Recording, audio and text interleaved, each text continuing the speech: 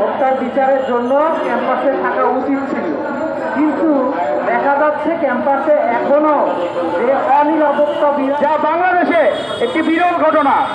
আমাদের ভাই শাহরিয়ার আলম সাম্য যেভাবে হত্যা হয়েছে, যেভাবে মার্ডার করা হয়েছে তাকে স্ট্যাবিং এর মাধ্যমে, তা আমাদের মনে পীড়া দেয়।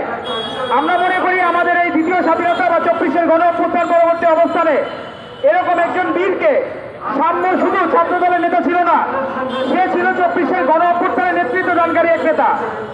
তার কণ্ঠরোধ করা, তাকে পৃথিবী থেকে বিলীন করে দেওয়ার উদ্দেশ্যই হচ্ছে দ্বিতীয় স্বাধীনতাকে বিলীন করে দেওয়া, 24-এর গণ অভ্যুত্থানকে বিলীন করে দেওয়া। উদ্দেশ্য প্রণোদিতভাবে তাকে হত্যা করা হয়েছে। আমরা এই হত্যাকাণ্ডের তীব্র নিন্দা ও প্রতিবাদ জানাই এবং বাইরের কান্ট্রিতে ফার্স্ট কান্ট্রি হলে সসম্মানে পদত্যাগ করত, কিন্তু তারা কোনো পদত্যাগ তো দূরের কথা, সরি পর্যন্ত এখন আনুষ্ঠানিকভাবে বলেনি।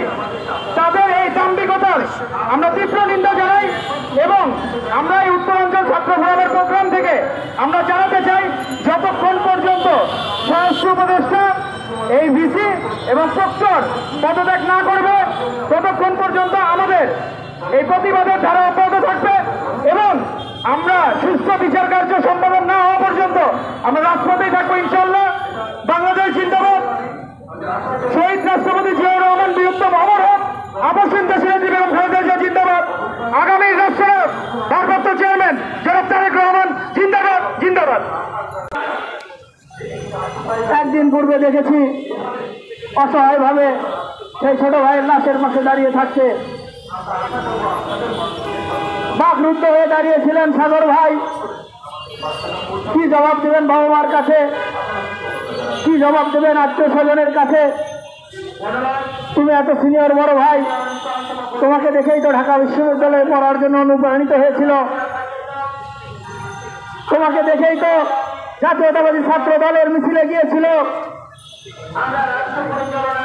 তোমাদের ডাকেই তো এদেশের মানুষের বাক স্বাধীনতা ফিরিয়ে দেওয়ার মিছিলে গিয়েছিল। এত আন্দোলন গেল, এত সংগ্রাম গেল, ঘাতকের বুলেটের সামনে বুক টেকিয়ে দাঁড়িয়ে থাকা সেই দামাল ছেলেটি,